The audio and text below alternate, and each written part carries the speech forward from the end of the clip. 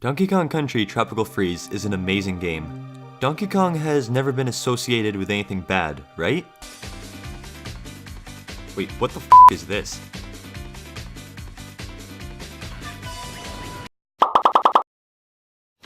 Oh sh**. Well, there's that. But otherwise, Donkey Kong hasn't been associated with anything bad. Come on, Candy. I'll take you home. All right.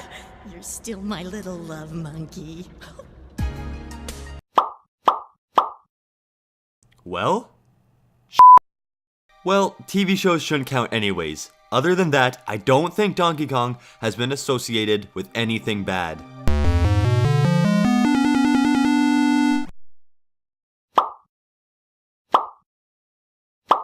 Oh sh**. Okay, fine, there have been bad Donkey Kong related things. However, the Donkey Kong Country series is definitely more on the positive side. Let's talk about Donkey Kong Country Tropical Freeze as a game and its stance as a port.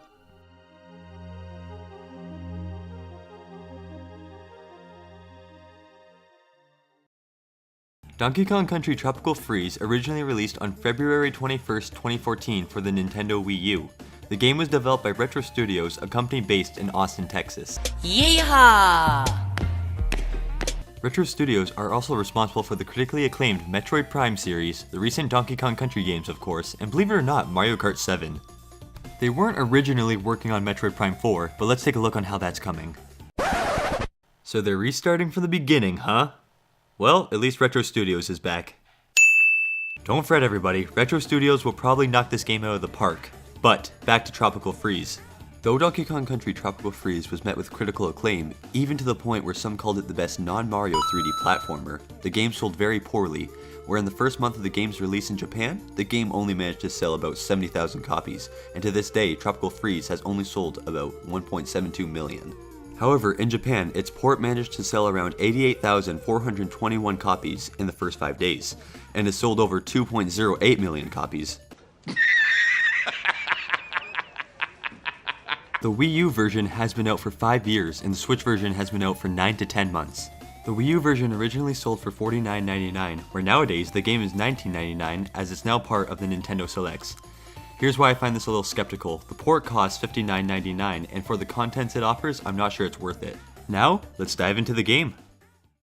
Here's how I would describe Tropical Freeze. Take something as basic as a jungle, then add fruit factories, plane crashes, sunken cargo, cargo on land, gold temples, fire tornadoes, the entire f***ing animal kingdom. Throw all these items into a Chef Kawasaki stew, and out emerges the best platformer you will ever play. This is a game that strives with its creativity. Each and every level offers something new and original, whether it's to do with the game's story or just simply within its level's design. Even the levels that demonstrate a concept that's been used before adapt and evolve into something extremely unique. The minecart levels are a very good example of this. Minecart level number 1, make it to the end while avoiding crates, bad guys, and even planes with their propellers on fire. Minecart level number 2, make it to the end while avoiding carved wood objects, your minecart becoming a f***ing piece of wood and getting chased by a gigantic saw while simultaneously platforming to perfection to avoid death. Minecart level number 3, make it to the end but react quickly to changes in the track and then have to decide between 3 tracks as the wrong one makes you take damage or even die. Then literally decide between 5 tracks as rock barriers are the only thing preventing you from your end goal. It's this constant innovation that makes this game amazing. There are only a few levels that I despise in Tropical Freeze, and I'm sorry to say this, but I despise the rocket barrel levels. I find the controls very clunky, and if you're trying to go for every collectible in the game, good luck. There have been moments where I've died about 30 times just trying to collect the same banana string over and over until I get the collectible. However, they also do a really good job at advancing throughout the game. It's one of the main reasons I love this series. The story is simplistic, but the contents offered in the games are complex. Donkey Kong Country 1, King K. Rool and the Kremlings take your bananas, Donkey Kong and Diddy Kong set out for revenge. Donkey Kong Country 2, King K. Rool is back, but now he's a pirate by the name of Captain K. Rool. He's kidnapped Donkey Kong in exchange for the bananas, and now Diddy and Dixie have to set out for revenge. Donkey Kong Country 3, King K. Rool is back again, but now he's controlling a mad scientist named Baron K. Roolenstein. Donkey and Diddy go missing while on vacation, and Dixie and her cousin Kitty set out for a search and rescue. Donkey Kong Country returns. Evil Tikis awaken after a volcano eruption, start hypnotizing the animals to steal Donkey's and Diddy's bananas, and they set out to get them back. The simple story goes for Tropical Freeze as well. It's DK's birthday, Vikings literally come and turn the Kong's Island into a winter wonderland, and they have to set out and get their home back. Simple story, complex level design. There are 6 worlds, technically 7, but we'll get to that later, 6 bosses, and a whole lot of levels to complete. Another major reason I love this game is that it did something never before seen in a Donkey Kong Country game, and that was introducing 4 to 5 playable characters into the mix. This fits well because each Kong has their own unique abilities. Except Donkey Kong, he's kinda Diddy Kong has his rocket barrels that allow you to hover in the air for a few seconds. Dixie Kong has her ponytail, which gives you extra height and the ability to swim against strong currents. Cranky Kong, who's a completely new character by the way, has his cane which gives you better height and immunity to spikes. Pop quiz, who is the best partner to have with you on your journey? You get 5 seconds, go!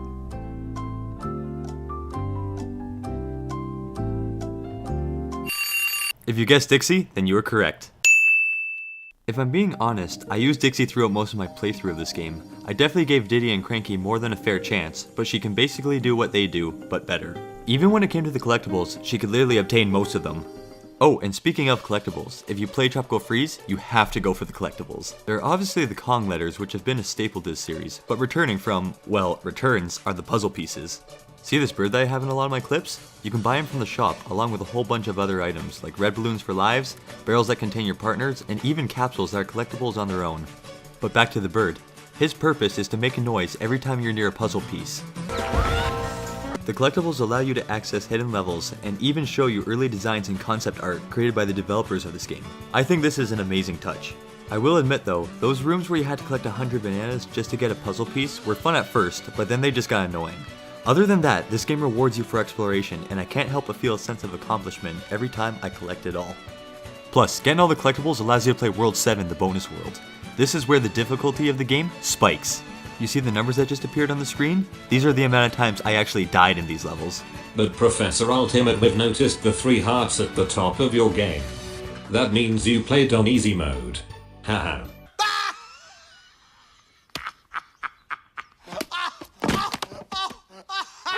Yeah, I played on easy mode. If I'm being honest, I haven't recorded it for a long time, so I kinda forgot I actually chose easy mode. But let's get back to World 7. There are only 3 levels, but 1 mistimed jump. You are dead. You take 1 second to catch your breath. You are dead. You think you're top and try to speedrun the level. You were so dead. Earlier I said that this game rewards exploration, and it does, but this game doesn't reward you for cheating the levels. This game would be extremely hard to speedrun, as the game most of the time makes you take the path you're given. It's interesting to see how people manipulate the movement and avoid obstacles to achieve speed in this game, and I hope this only advances. Oh yeah, this game has an amazing soundtrack. It was composed by David Wise, who is my all-time favorite video game composer. He is also responsible for the soundtracks of just about every other Donkey Kong game. The soundtrack successfully captures the atmosphere of the levels alone, and maintains this throughout the entire game. The music feels like it belongs with each level it's presented to, whether the level demonstrates complete chaos,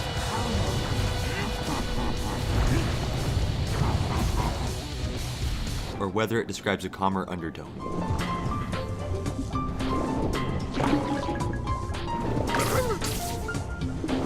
That's what a good soundtrack is supposed to do. Take a variety of styles and find the right steps towards application. And in this case, provide a sense of realism in an otherwise cartoony aesthetic. But hear me out, I have a quick experiment that I want to conduct. The song you're hearing in the background is a song called Swing Juice. Go to the 26-second mark of the song, and then go to the 2-second mark of That's All by Genesis. Unfortunately, I can't play the song because of copyright strikes. This one has minor similarities, and I understand if you disagree with this one. But here's the kicker, the song you are now hearing is a song called Bayou Boogie. Listen to In the Air Tonight by Phil Collins, and literally start at the 0-second mark for both. There have been remixes to prove it! Well, let's move on to our final topic, and that's this game's stance as a port. Right off the bat, this game offered a bit of what I like to call a gimmick.